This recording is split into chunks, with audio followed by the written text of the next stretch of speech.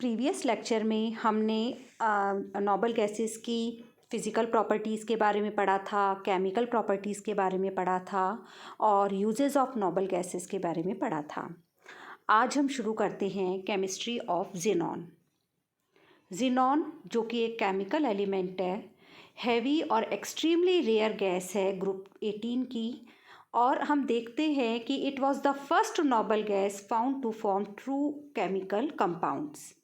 सर्वप्रथम 1962 में professor Neil Bartlett ने ज़ीनॉन की रिएक्शन प्लैटिनम हेक्साफ्लोराइड से वेपर फेज में करवाकर एक गहरे लाल रंग का ठोस प्राप्त किया था।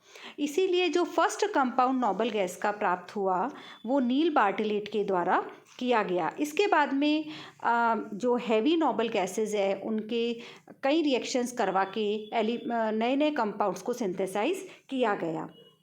Xenon, chemical element, a heavy and extremely rare gas of group 18 of the periodic table. It was the first noble gas found to form true chemical compounds.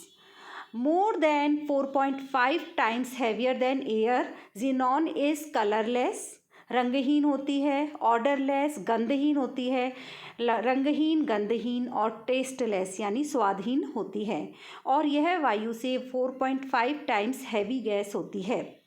Solid xenon belongs to the face-centered cubic crystal system, which implies that its molecule, which consist of single atoms, behave as a sphere packed together as closely as possible. Xenon जो solid xenon होता है उसका face-centered cubic structure होता है।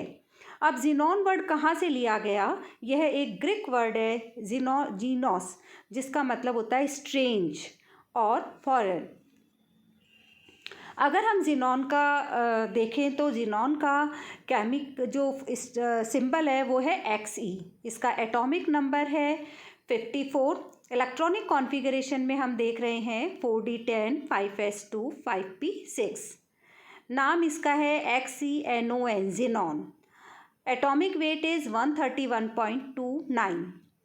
Xenon एक noble gas है और इसके में हम देख रहे हैं कि इसका अगर क्रिस्टल स्ट्रक्चर देखें तो इसमें फेस सेंटर्ड क्यूबिक स्ट्रक्चर पाया जाता है और ये वीकली एसिडिक कंपाउंड होता है। ज़ीनॉन के फ्लोराइड्स, कंपाउंड्स ऑफ ज़ीनॉन में फर्स्ट हम पढ़ेंगे fluorides of xenon. The important fluorides of xenons are xenon difluoride, xenon tetrafluoride and xenon hexafluoride. Xenon के जो 3 फ्लोराइड ज्ञात हैं उसमें डाई, टेट्रा और हेक्साफ्लोराइड होते हैं। ज़ीनॉन के रिएक्शन डायरेक्ट हम जब फ्लोरीन से कराते हैं तो हमें ज़ीनॉन डाईफ्लोराइड प्राप्त होता है। ज़ीनॉन डाईफ्लोराइड की रिएक्शन फर्दर फ्लोरीन से कराने पर ज़ीनॉन टेट्राफ्लोराइड प्राप्त होगा और ज़ीनॉन टेट्राफ्लोराइड की रिएक्शन फिर फ्लोरीन से कराएंगे तो हमें ज़ीनॉन हेक्साफ्लोराइड प्राप्त होता है। अब अगर तीनों ही फ्लोराइड को हम देखें तो तीनों ही फ्लोराइड वॉलेटाइल यानी वाष्पीकृत होने वाले और नॉर्मल टेम्परेचर पर रेडिली सब्लिमेट मतलब इसका मतलब शीघ्र ही उदरपातित हो जाते हैं।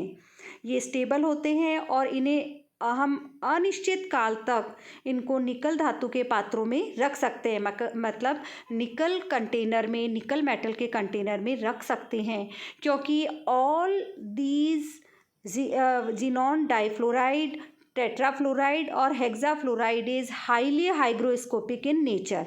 हाइग्रोस्कोपिक इन नेचर का मतलब जल की बहुत ही कम मात्रा भी इनको जल अपघटित करने के लिए पर्याप्त होती है। इसीलिए निकल के जितने भी फ्लोराइड्स हैं उनको वाटर से दूर रखना चाहिए, जल की अल्प मात्रा भी इनमें नहीं आनी चाहिए। इसीलिए इनको निकल मेटल के कंटेनर्स में रखा जाता है। अब सबसे पहले हम देखते हैं निकल डाईफ्लोराइड।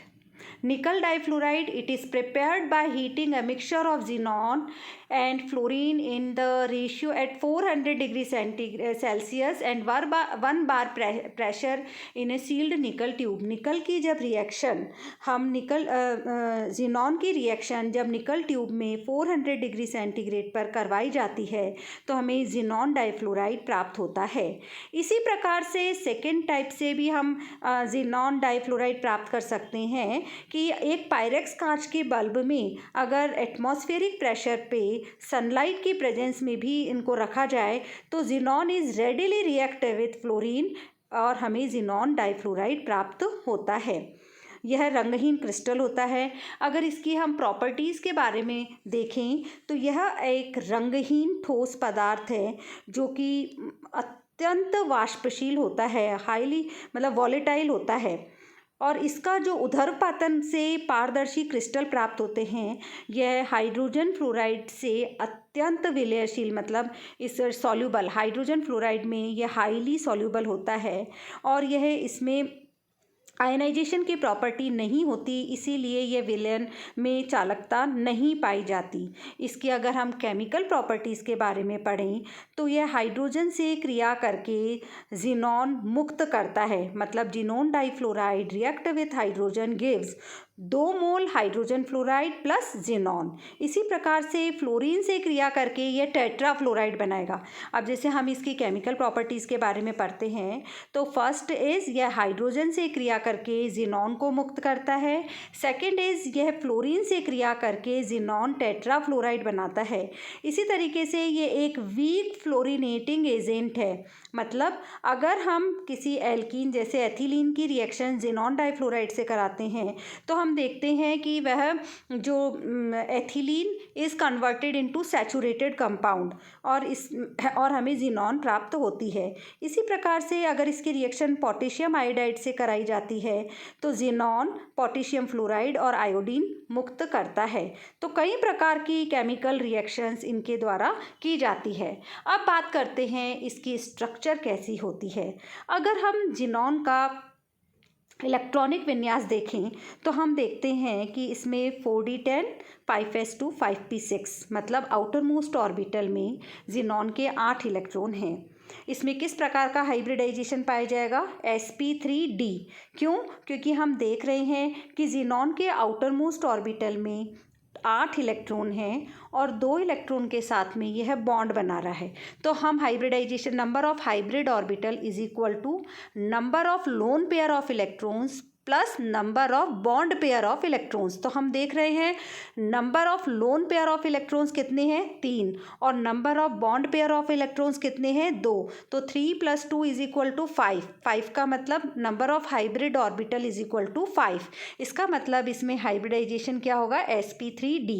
और इस प्रकार sp3 हाइब्रिडाइजेशन से बने हुए 5 हाइब्रिड ऑर्बिटल जो होंगे वो ट्राइगोनल बाइपिरामिडल की व्यवस्था में होने चाहिए।